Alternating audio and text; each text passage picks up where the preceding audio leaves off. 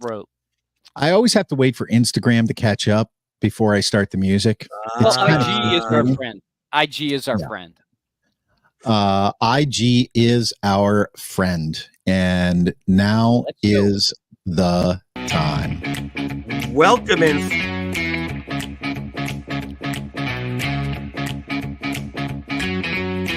Did you just mute Mark? You just muted Mark. I didn't mute Mark. I did not. Mark, what happened? You died. Can't hear me? Oh, yeah. Woo! Here we go. Bring it on, motherfucker.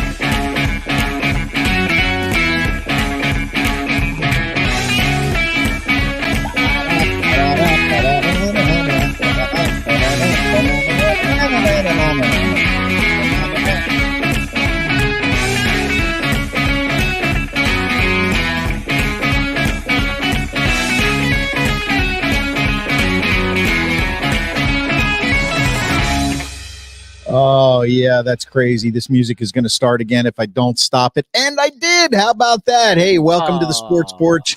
This is Pittsburgh. This is the Porch in Pittsburgh, and we are live, of course, all over the world. We are live on Instagram. Thank you for being on Pittsburgh Beautiful there. We are live on Facebook, YouTube, X, and LinkedIn. And, of course, we drop the podcast so you can listen to the whole thing again and again and again right after the show on the iHeartRadio app, Apple Podcasts, Spotify, and anywhere you get your friggin' podcasts, because the Pirates are making moves, and we'll talk about that later. Hey, guys, listen, it's playoff football time, and I can't help but get bored sometimes, although there were some good games this past weekend. But you know what I want to do first? What I want to do first is I want to tell everybody we also have a website. It's called theporcheslive.com, theporcheslive.com. Theporcheslive.com. There you go. That's how you do it, Schwaber. Thank you very much. And hey, look, Steelers season is over. Tomlin is coming back. Rumor has it they're working on an extension. And we want to know, because why not extend him? He should coach 30 years, right? It seems to be the standard, because the standard is the standard. That's exactly right. The standard is the standard, yeah. So this is what I want to know. Tomlin is back, and what are your thoughts? What are your thoughts? Let's start with our resident Yinzer, hockey Jesus extraordinaire, Stephen Dean DeFlitch. Wow, you even got my middle. The Dean is in. The hockey Jesus Dean is in, and we're going to talk about football. Okay. My thoughts are this: I saw this coming weeks and weeks and weeks ago. I tried to warn you guys that they would be competitive enough that they would either make the playoffs or just miss the playoffs. Tomlin would get re-upped. There would be Kenny Pickett coming back. The only thing that happened between when I said that and now was the whole Mason Rudolph thing. That blew up. That blew up in between. And that throws a little bit of a monkey wrench into things, because now the Steelers organization can't just cast him off. They just can't say, well, he wasn't ever the guy. There's no sense keeping him around when he's clearly the best quarterback on the team now. So they have to make it look like they offered him something good to keep him, when really they're just going to let him go. I mean, let's face it. They don't want that headache going in the next year, in the year that they have to make a decision on Big Ken for the 5th year after next year. So what's the easiest thing to do? The easiest thing to do is to just re-up Tomlin, make him hire an offensive coordinator. He already said he's going to hire an offensive coordinator, and he's already, what did he say? Creating a list, a pecking order, I think was his exact words, of who's going to be on that list. I don't know who that's going to be, by the way. I keep saying it's going to be Leftwich only because this is what the Steelers do. But you know what? The Steelers this year did not go through the normal routine in the fact that they actually fired their offensive coordinator mid-season. So they could go off script here, which would be refreshing. But my problem is they're probably going to hire the offensive coordinator too late to be able to make decisions about the quarterback, and then it could just be a shitstorm of mismanagement, kind of like what they've done with Kenny so far. So I'm hoping. Here's what I'm hoping. I'm hoping they just come out and say they're re-upping Tomlin for another couple years, and that means he'll be here for the next 3 years. And he's already said what he said about the quarterback position. So I think that's not going to change. And then it will probably be wait until to see who the offensive coordinator is, maybe a month or two from now, hopefully soon. And then, start thinking about the draft, honestly. That's really kind of what we're relegated to. Is it good for the team? I guess. I don't know. Dude, at this point, I don't know what's good for the team. I wish they would just blow it all up, but they're clearly not going to do that. So we're going to have the same thing at least through this year so that they can make a decision on the quarterback, who is probably the least talented of them all, who's probably going to get the starting nod at the beginning of the year. What do you think, Mark? Well, I wish that they didn't bring Tomlin back, but you know me, I'm fire happy. You are. You want Sirianni gone from the Eagles. Because look, I mean, the reality is that this season, while you can look at it with some positive lenses, right? You can look at it with some positive lenses in that the running game got better, the offensive line got better as the season went along. You saw some development from Pickens. Deontay Johnson stopped running backwards. The defense with some significant injuries held its own until they were playing, playoff caliber teams, in the first round of the playoffs, basically. You can say some positive things, but aren't we really in the same exact spot as we were the year before, and the year before that, and the year before that, and then all the way back to the last time they won a playoff game? It's 9-8, 8-1, 10-7, losing the first round of playoffs if you make it. Nothing's different. And in a league where coaches don't get a lot of time to succeed, you just really it's the same old story. What is successful about barely making the playoffs or barely missing the playoffs? What is successful about that? Well, you're better than half the league. Yeah, you're better than half the league. I mean, should that be should that, and I know the answer is no, Steve. Should that be the standard of success for the Steelers? No, it shouldn't be. Well, when you say the standard is the standard, you get to create the standard. So for probably 43% of Steeler fans, that is enough. And for 57%, there's some that say, yeah, I'd rather be like that than, be 6-10 perpetually, Well, but the idea is that ideally you would, I mean, look, all things being equal, sure, it'd be great to be 10-7 every year. And then, hit the jackpot and, draft a quarterback at number 25 who turns into a stud and then you win without having a losing season. But the reality is that most of the time, the teams that pick in the top 10 in the draft for 2 or 3 years in a row ultimately are the teams that turn the corner and consecutively win 12 games for 5, 6, 7, 8 years. So, I would rather have that than where they are right now. I actually would like to do a study on that. I don't think that that's necessarily true. I do think they get more talented players, but what they do with those players is really important to have a process set up for them. For example, and we've talked about this, Jordan Love. He didn't play his first year. He didn't even really play much his second year. He didn't play until his third year. And I think fourth year. Yeah, well, this was his fourth year where he actually got the start, right? So he did play some in his third year. So, they did that right. They had a process for him, and they've done it before. So maybe it's not about the players, but it's about the process. I actually think that, with the new general manager, and Waddle, I can never say that guy's name right. Waddle, thank you. With those guys there, I have much more confidence in their draft picks based off of what I've seen this year. They seem like they're better fits, but I still don't have confidence that our coaching staff will play them right away. I mean, they only played their draft picks this year out of injury, not because they thought they were great.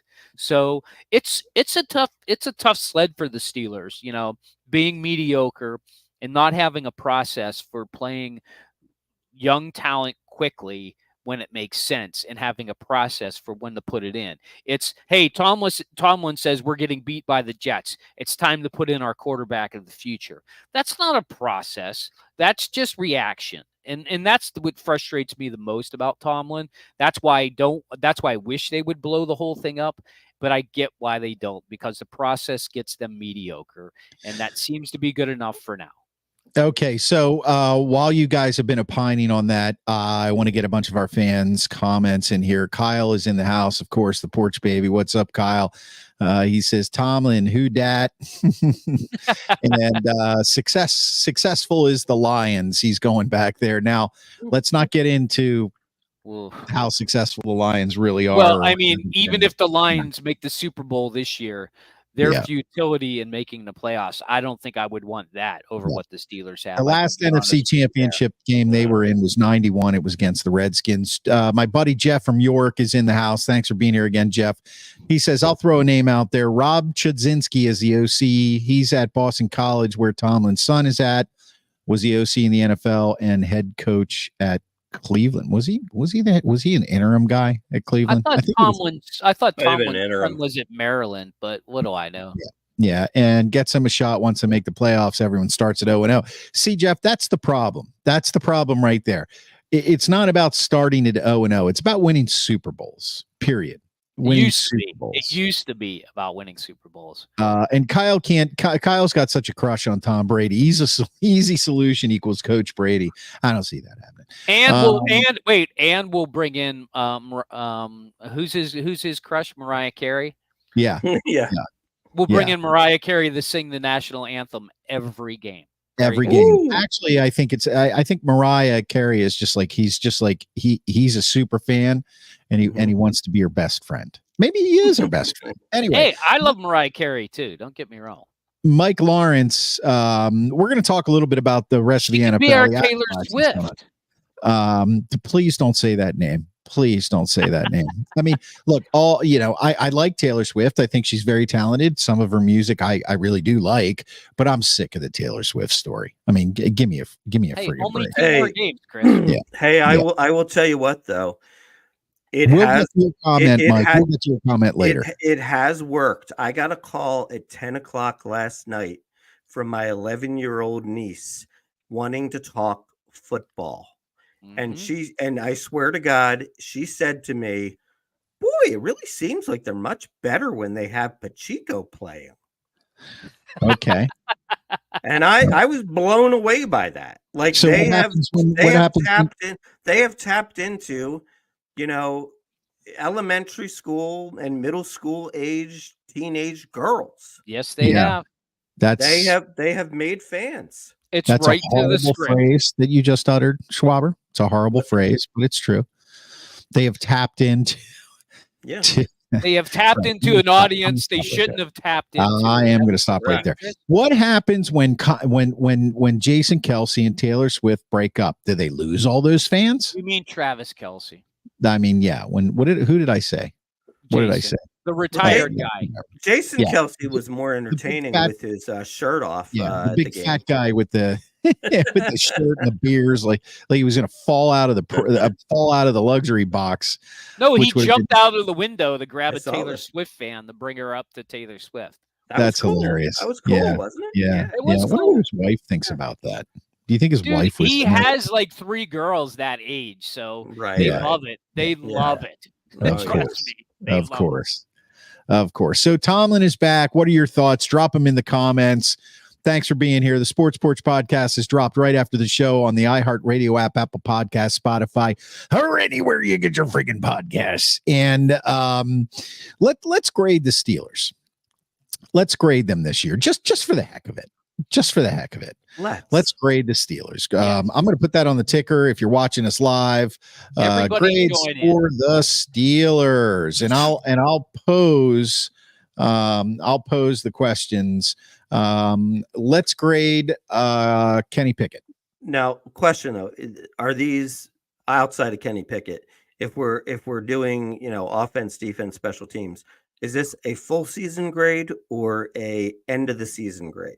Full season, man. Okay. At the end of the year, that's when the grades count. That's when they get thrown into your GPA, right? Okay. All right. So, Kenny Pickett. Am I going first? Yeah, go ahead. D+. D+. Steve. D-. D-. Chris. F. Najee Harris. I guess I gave him the best grade. You did. I wanted to go F, but he did win a few games in there, so I couldn't say he totally flunked. DG is in the house. I gotta get him in here. DG, thanks for being here. Super fan. Greetings, gentlemen. Seems like the Rooneys are taking lessons from nutting by perpetuating mediocrity with Tomlin and his Sandlot coaching staff while the team remains a cash cow. It's interesting. I want to pause the grades on this for a minute. As I was driving in the car this past week and I was listening to sports radio, that thought actually occurred to me because, we're pitchers and catchers reporting soon. We got some breaking Pirates news we'll talk about later. I thought to myself, you want to know what?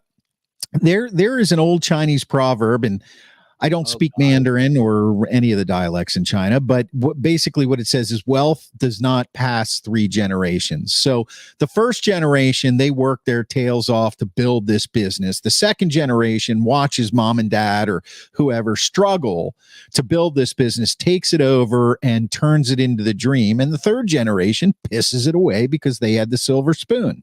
Is that where we are with Pirates ownership? Is that where we are? Now, I know Art is second gen. Steelers. You meant Steeler. Yeah, sorry. Is that where we are with the Steelers? It did occur to me that maybe because it's such a cash cow and they know Steelers fans are like Bills fans from the standpoint of it's like rabbit. Like they could be good, bad, ugly, indifferent. They're coming to the games, man. They're wearing the black and gold. They're tailgating. They're picking. They are. I mean, I don't know. But one of the guys that we know that owns tickets is thinking about giving them back, dude. Okay, so you'll have that, but that's where I was going. So thanks, DG, for that comment. So Kyle says Kenny gets a B, and I have no idea why. B-, below average. I think he thinks Kenny is Kenny Rogers. Yeah, right. No, he gets an A+. I love Kenny or Kenny Chesney. Kenny Chesney, yeah. He get a B-. Okay. So let's move on. Not Najee Harris. Jeff, my buddy in New York, C- for Kenny. Najee Harris. I'm not going to do every player, so Najee Harris. I'll give him a B. Steve-O? B+.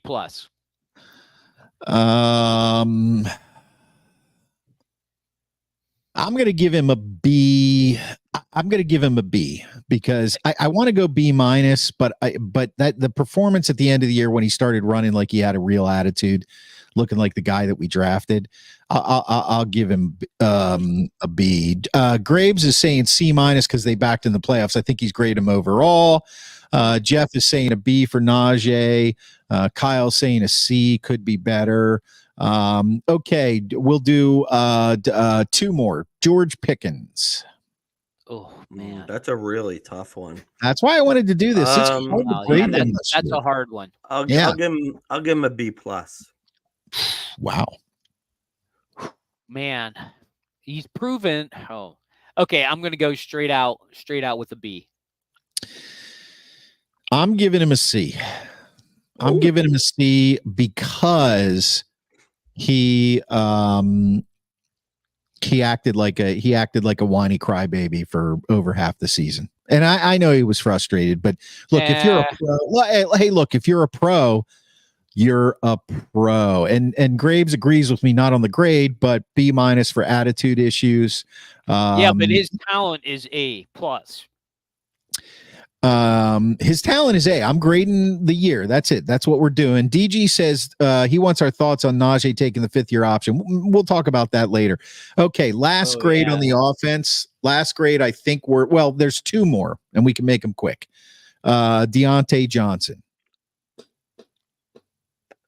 Is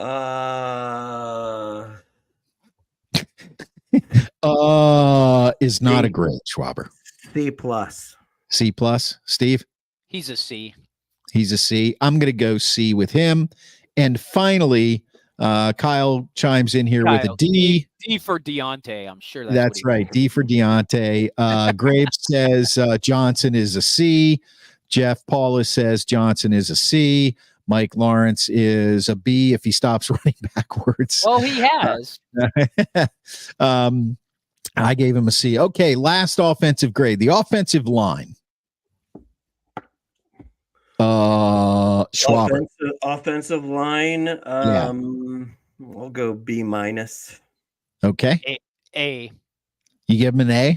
Absolutely. All right. Yep. I can't give them an A, but I can definitely give them a B+. No doubt about it. What do you guys think about the offensive line? Since the comments, Jeff says a B. The only reason they don't get an A+, the only reason they don't get an A+ is because of Mason Cole. Okay. All right, let's go. Graves says O-line C+. See, I just think they performed really well by the end of the year. They looked like they were doing really well. Graves, really? Wow. Well, hold on though. Here's the thing. So I would look, if you split it up, I mean, if you go second half of the season, I'd probably say A-. But first half of the season, and granted, maybe a lot of this does have to do with Kenny Pickett not trusting the pocket and running into sacks and things of that sort. But when that was going on for half the season, I mean, I would say, D+, C-. It was really bad for a good portion of the season, guys. Jeff wants us to grade the tight ends. I'm going to give them a D. We'll do a quick one. Going to give them a D. The tight ends in general? D+. Yeah. D, definitely a D. Not a good year. Not a good year for them. For the tight end. And one last quick grade I just thought of.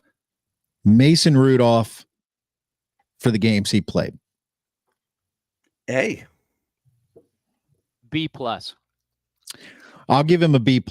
I'll give him an A for effort, but a B+ on performance. All right, let's move on to the defense. We'll do this. We'll do this a little bit easier. Kyle says Jeff is saying B+. Gannis DG says B+, and Kyle says Rudolph needs to go back to Santa. He probably will next year, Kyle. Defensive line. We're not going to grade Cam Hayward. Defensive line. We're gonna include TJ Watt. TJ Watt always gets an A+. We'll include him in the linebackers. Defensive line. I think you should include TJ Watt in the defensive line. Okay. No. He's a linebacker. He's an edge rusher. He's an edge rusher. He's the fourth linebacker. No, they're considered linebackers. They really are. Yeah. They are, but they're not. Come on. I agree with you there, but they're not. They're rarely in coverage. Rarely. The interior defensive line, Mark, there. Okay, interior defensive line. Okay. Jeff Paulus says C+. What do you say, Graham Swabini? Well, is Highsmith a linebacker too? Yes, he's a linebacker too. Okay, then interior defensive line, I'm going to say C. Yeah, C-. C-. Yeah, I'm going to give him a C- as well. Okay, linebackers to include edge rushers. Oh, Jesus. As a unit. I guess I got to say A-. However, the outside the outside edge rushers are an A+, and the inside linebackers are an F. There you go. I'm not saying But I'm not saying all things are equal and it's a C, because TJ Watt, uplifts the whole group. And same you could say for Highsmith. I mean, It's hard. Yeah. So I'm gonna say A- then. Okay, Steve-O. C-. Yeah, I mean, I love the fact that Watt got 19 sacks, but honestly, you look at the Steelers as a whole. I'm going to go C. I'm going to go C, as not C-, but C. Grabe says B+. Jeff Paulus agreed. Kyle said G. Forget better. They do. They get a G. I agree with that. And Jeff is kind of he's where the Grand Schwabini is, off outside linebackers A, inside C. I'm giving him a C. I love this whole thing, and I just don't see their inside linebackers as a C grade. I don't even see it. I don't see it anything above a D or an F. Their inside linebacker play was horrible again this year, and they went out and addressed the situation. Now, they were injured, but injuries are part of, defining when they were on the field. If they're not on the field, then they get an F. It's just terrible. It's terrible. Terrible that. Let me get this comment in. Sorry, Steve. Instagram comments don't show up in my queue, so I want to get them before they disappear. Fishing with Phil on Instagram, and drop a comment on IG if you like what you see. Thanks for being here. We're new on Instagram the last couple of weeks, but we love being here. Fishing with Phil 24. Take out Highsmith and Watt. It's a D. Before the starters got hurt, they were decent. That's tough. Okay. Secondary. We're just going to blanket it. Secondary. Blanket secondary. So blanket secondary. Safeties and corners. I'm going to say C+. B+. B+.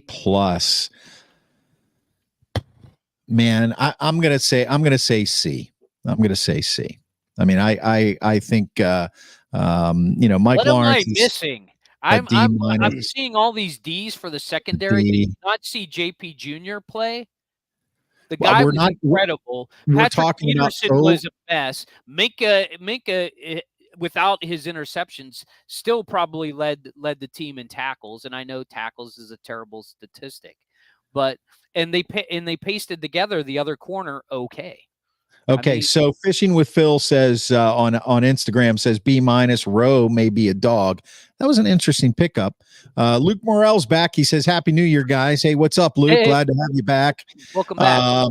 Graves says B- after Porter started. DG secondary C. Jeff says D. I want to talk about your point about Porter. Like, you're right. Joey Porter had a good rookie year. And I know. Best way to play the position. Hansy Porter had a good rookie year, and he definitely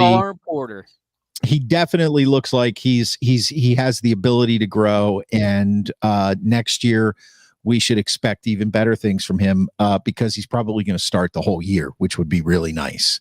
Wow, there's an idea. Overall, I would give our defense a C. Overall defense, a C. What do you think, Gran Schwabini? I think that's an accurate assessment. I'll agree. Well, I don't know. I'll give him a C+. Okay. Borderline B-. I'll give him a C- only because they spent so much money to address it and it didn't get better. So you have to say it's worse than the average. So slightly worse than the average is a C-. Yeah, and one last one. Overall offense. Schwaber. I guess gotta go C. Overall offense. Jesus. Yeah. They get the same grade as the defense, C-. I give him a D. It's, Kyle says O for offensive.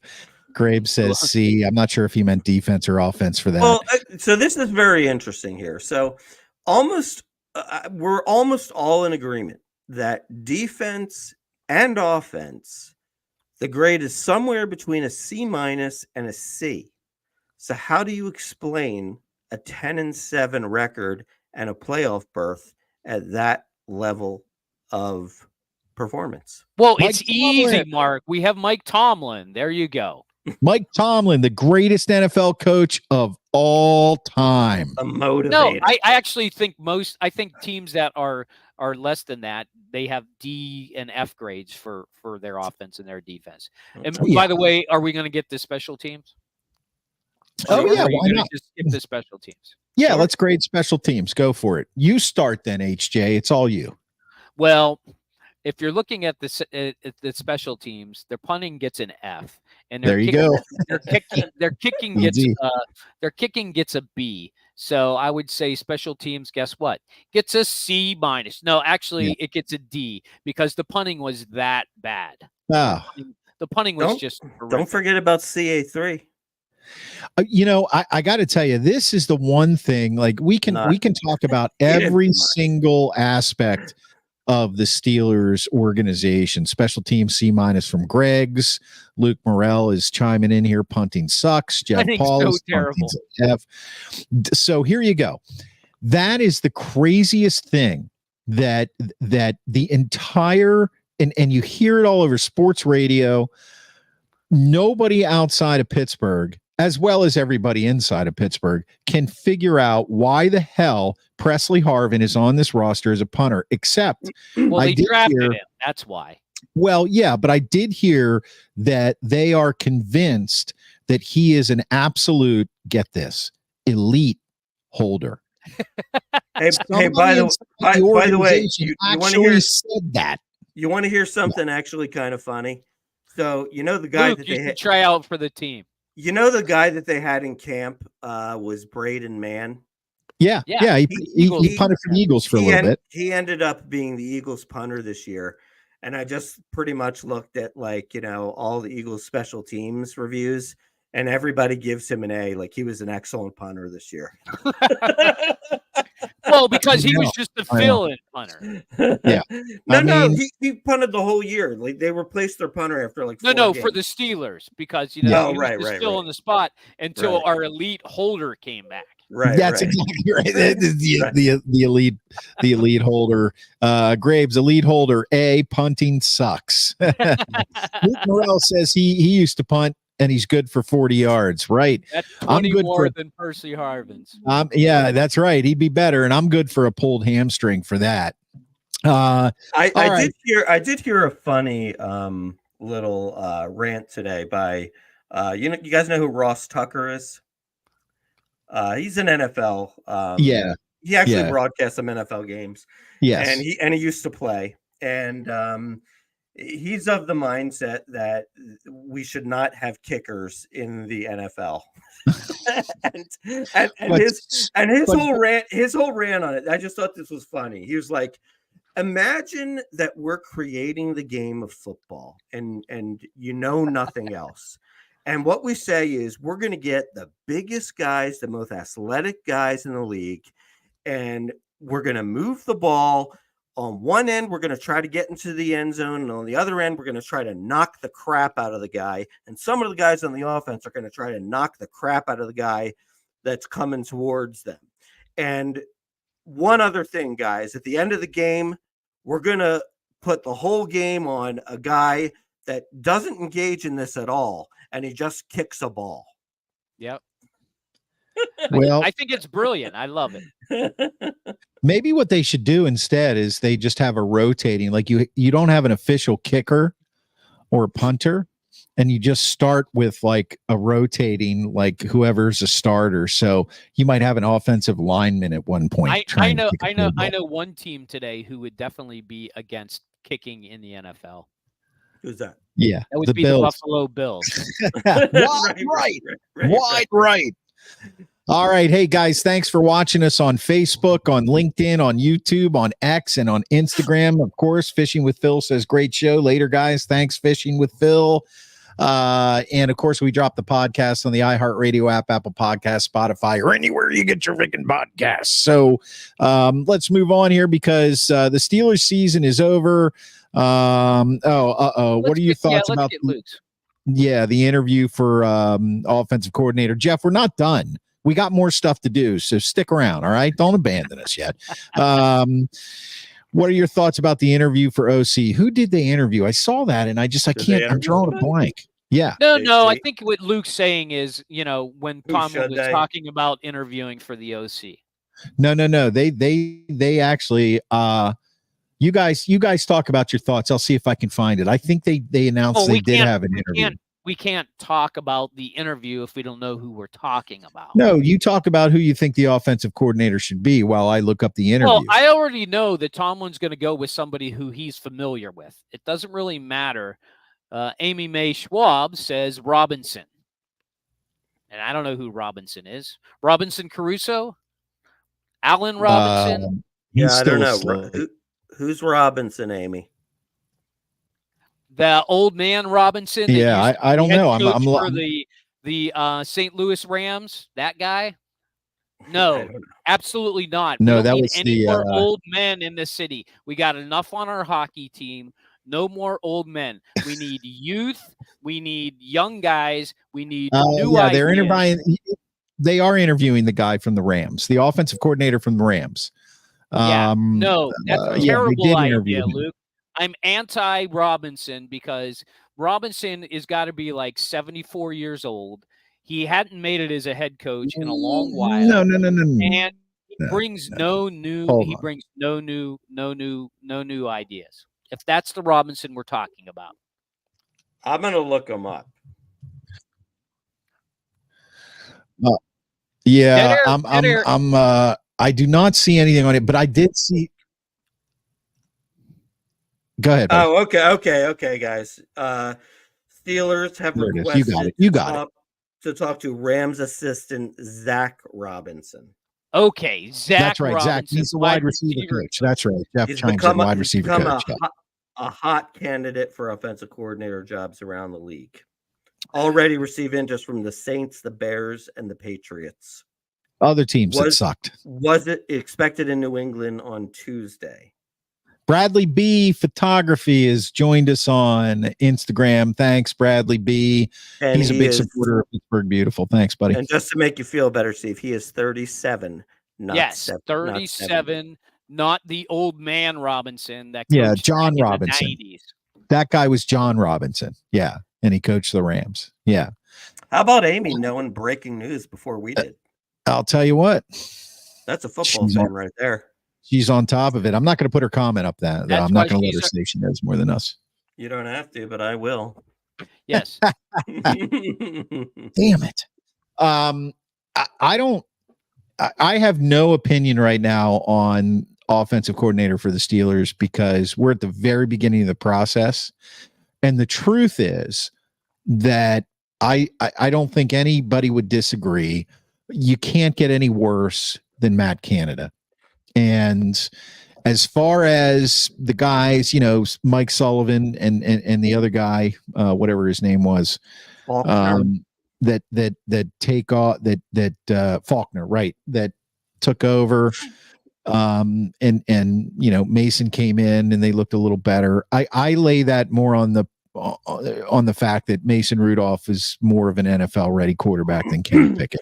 I'll give you guys an interesting name though.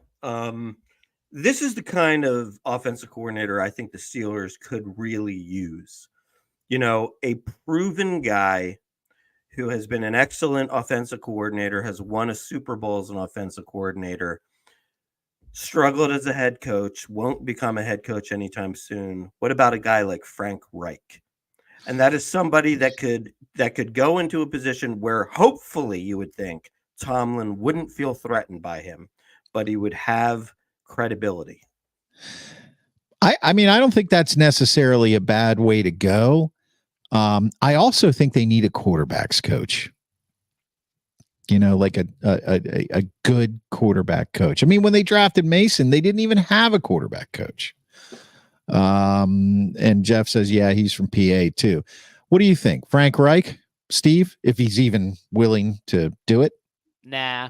He's just too old. I'm sorry. I want a 30-something-year-old kid who's coming in here with new ideas. I don't want a has-been who's been there, done that over and over and over again. I don't give a shit if he's a threat to Tomlin. Screw him. It's time to get an offensive coordinator with some balls, a better plan, and knows how to pass the ball in 2024. That's what it takes. And if Kenny's not your guy with that offense, great. Bring in another quarterback with him. That's the bottom line.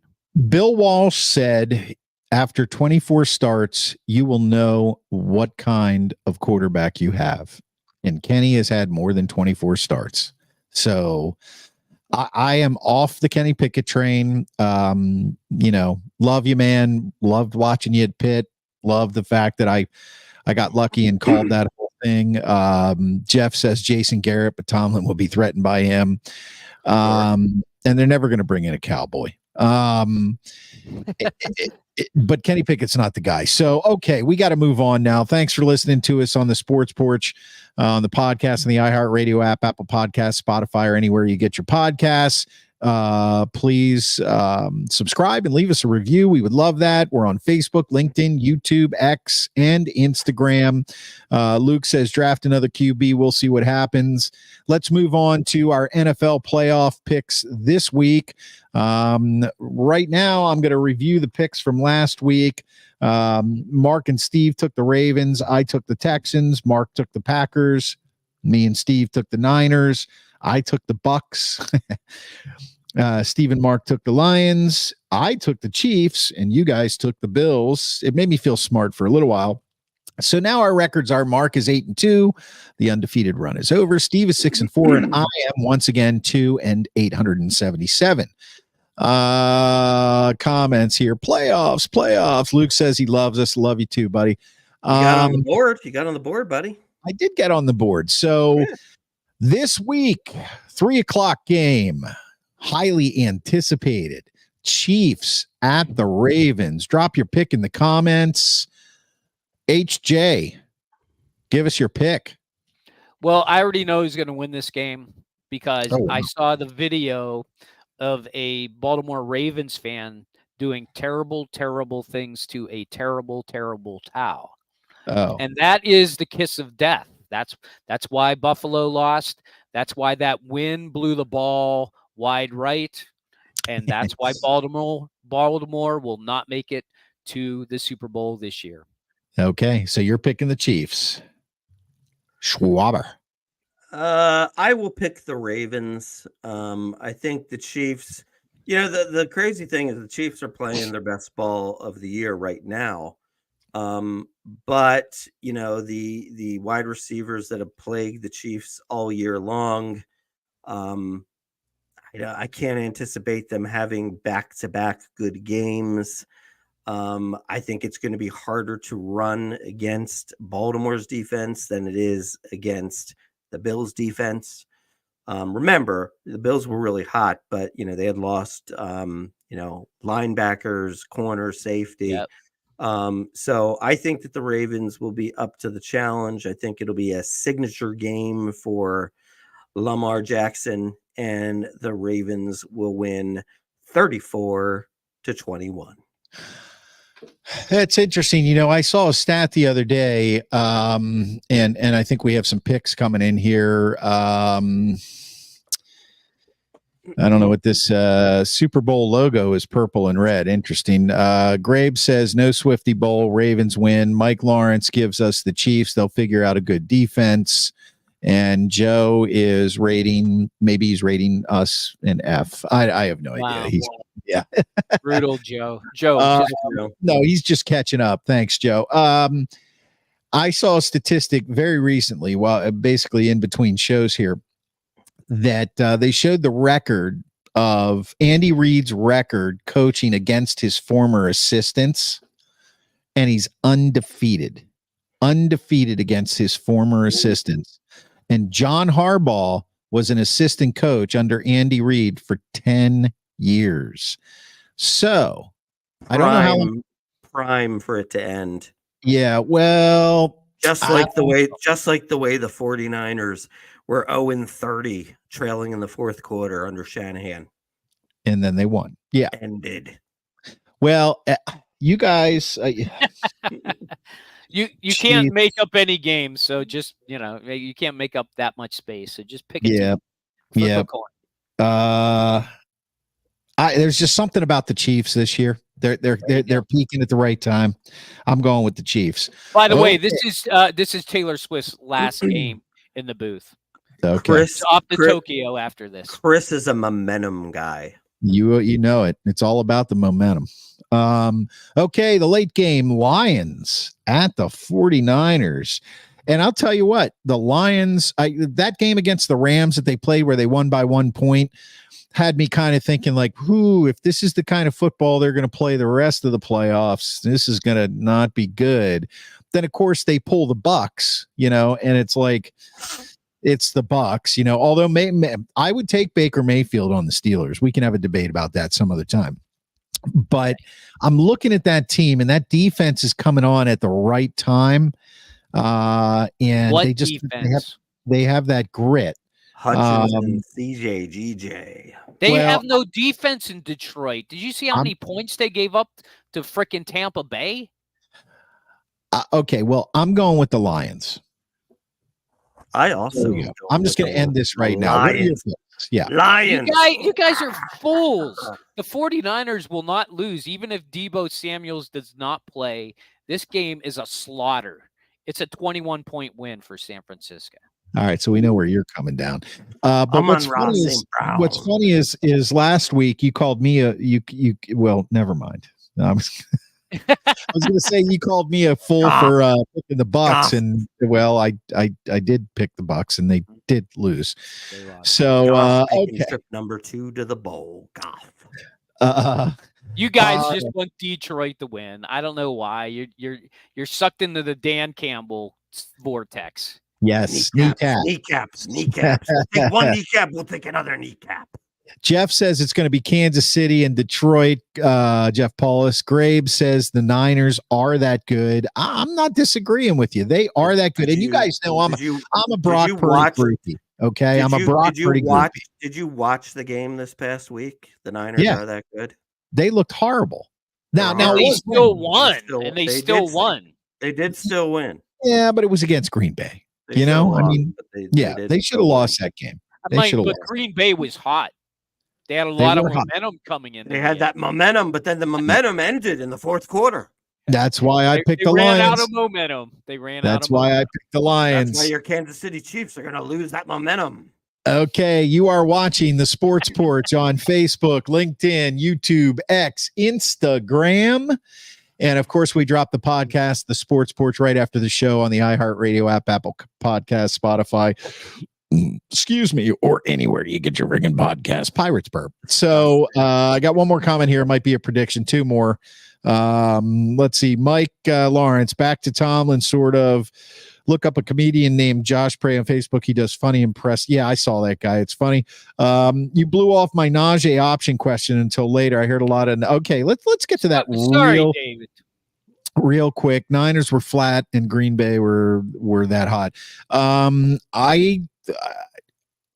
Do you pick up the 5th-year option on Najee? Yeah, sure. It's not going to be that expensive. They got the cap space.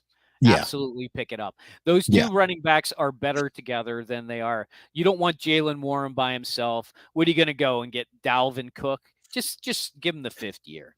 Yeah, at this point, after the line came together and he started running like the guy that we wanted him to be, I say pick up the 5th year too. I mean, don't give him a 2-year contract. Don't extend him. Just make him earn it. Just give the 5th year, and then we'll see where it goes from there. Make him earn it. Schwaber, any thoughts on that? I actually disagree. I mean, I actually like Najee. I've always been pro Najee as compared to you, Mr. Klein. Right. But nah, I say just, you know what, let him play out this year. Let's see if he stays healthy. And, if he has another good year, then maybe we bring him back, hopefully on a team-friendly deal. If not, we draft a running back in the 2nd round. All right. There you go. Okay. Can't argue with that either. I want you guys they need somebody else, though. They just can't go with Jalen Warren. Right. I want you guys to know that you can catch the Sports Porch podcast dropped after every show, anywhere you get your podcasts. And Hockey Jesus, who is in the house, preaches on that Sports Porch podcast in the iHeartRadio. After every single Penguins game, without fail. Hockey Jesus has something to say. So what do you got to say tonight, Hockey Jesus? And before we get started, you can also catch Hockey Jesus on our Portrays channel. Yeah, that's coming soon. Thank you, Mark.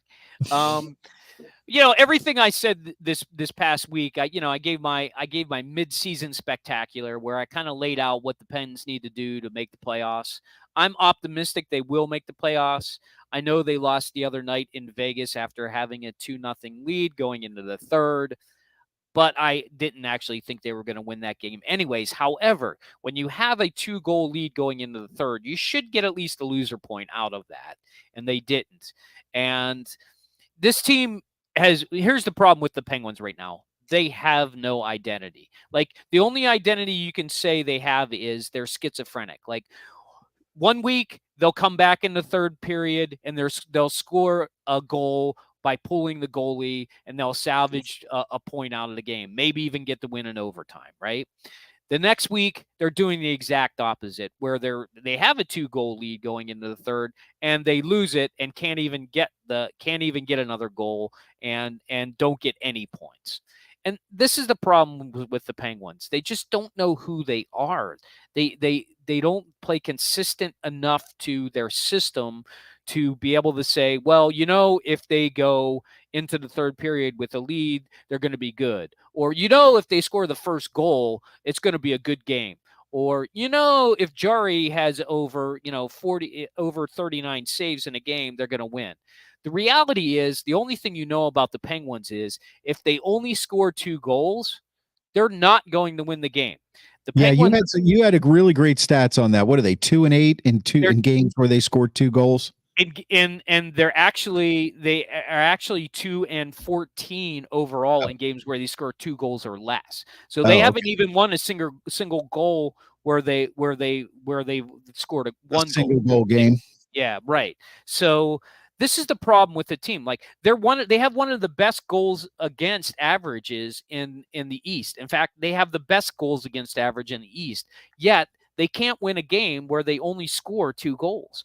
That doesn't make any sense, especially when Tristan Jarry is like the 5th highest ranked goalie in the league right now in save percentages and wins. So that's the problem with this team right now. What they're good at, they're not winning games that they should be good at.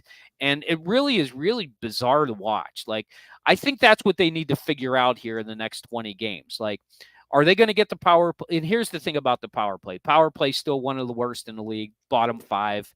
I think they're bottom 7 actually now because they've scored some goals in the past 5 games. And other teams have gotten worse, believe it or not. But I think if they figure it out, it makes the team better. And here's why I say that. Because what's happening is other teams are clutching and grabbing and holding, and they're not afraid to commit penalties against the Penguins, and that slows their game down, and it's not allowing them to open their game up a little bit. So when they open their game up a little bit, that's when they score more goals. So even if they win 4-3, great. Who cares if they give up 3 goals? Who cares if they give up 4 goals if they score 6? Because that's where they win games. So they got to figure that out. Is that the team they want to be? Because if they want to be this team that doesn't do, only does give goals against at a low rate, they got to figure out how to win a 2-1 game. They got to win 3 games. They got to win a 3-goal game every night. It's got to be like, when we get to 3, we're done. We shut it off. We're good. But they don't, and that's the problem. So they play tonight in Arizona, so they do get a chance in about 36 minutes to drop the puck and see what they can do in Arizona. That's the game I thought they would win, and this is a game where they probably could open it up a little bit because Arizona has a lot of young bucks playing for them, and they like to skate a lot. So I think it'll be very interesting. I'd like the Pens to win tonight. I see them scoring 4 or 5 goals tonight, probably winning like 4-3, 5-4, something like that. Mike, I think that's where I see the game tonight. Stay up and watch it. I think it'll be worth it. The thing about the Penguins is they always have a period where it's just like, oh my God, I have to sit through this period. And then they have a period where it's like, holy shit, I'm glad I didn't miss that period, because there'd be like 4 or 5 goals scored, and not all of them by the Pens, but and you never know what period it's going to be. It could be the first one, it could be the second one, or the third one. Rarely is it like that in overtime, by the way. The Penguins are pretty terrible in overtime still. But once again, I'm not a big fan of overtime, and I don't want to get into that so late in the podcast. But I think the overtime rules and everything with overtime point system all needs to change. But that's never going to happen with the NHL. Ruedel update. He did he get a goal the other night? Let me look at the Bible. He did not. That's right. He had a goal taken away the other night. That's what it was. He had a goal. He had a goal, and then it got taken away. No, Ruedel, he actually got hurt at the end of the game in Seattle, but he came back the next night, so he's fine. Bottom 6 guy, Chad Ruedel. You can't kill this guy. He'll be playing hockey until he's 45. Schwab player, Minnesota tough. There you go. He says he loved the midseason spectacular. For a moment there in the middle of your broadcast, I thought the medics were going to be sent in to open your airway. Hope you're over that cough. Steve has a problem. If he's got Steve's the kind of guy, Hockey Jesus is the kind of guy, he can talk forever.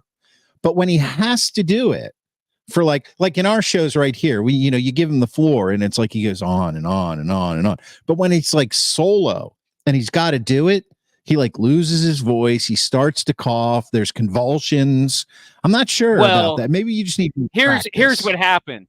Last week I had strep throat. Yes, that's right. Oh yeah, that's doing right. it on strep throat. And that's why you wouldn't kiss me when I came over to watch football the other night. And I thank you for that. There's no kissing with this throat. Not even my wife. This is bad. All right, listen, IG shuts us off after an hour. So what I want to do is I want to get this last bit in here. Of course, everybody wants to know when the Pirates coming back. So pitchers and catchers, they report in just a few days. And breaking news tonight, the Pirates have signed Aroldis Chapman to a 1-year, $10.5 million contract. Now, Chapman is 35. So there's my Steve impression. There you go. No. Much better. That was the Pirate, though. Rich Hill. What'd you say? Rich Hill. Rich Hill. Yeah, right. Well, but he can probably throw harder than Rich Hill, even at this age. Rich Hill was in his 40s, by the way. Was he? Yeah. And he now this is kind of an interesting thing here. He pitched for the Rangers last year, and we signed another Rangers pitcher a little bit earlier this year. So we got a little bit of that recent World Series experience on the team. I like that. Rangers East. I like Chapman on the team and we had this debate, setup guy for Bednar. He can also be a reliever, but he struck out 103 in 58 and a third innings last year. So that's a lot of strikeouts. That's a lot of strikeouts. And Jeff says they should hire a translator. So that being said, talking about the Pirates gives Steve a headache, and he's got to do an Hockey Jesus after the game tonight. So after tonight's game, go to the Sports Porch podcast. You can hear the Hockey Jesus preach again, and I'm going to drop this show in the podcast on the iHeartRadio app, Apple Podcasts, Spotify, or anywhere you get your friggin' podcasts. Hopefully they can get the game in less than 3 hours so I can go to sleep today. And not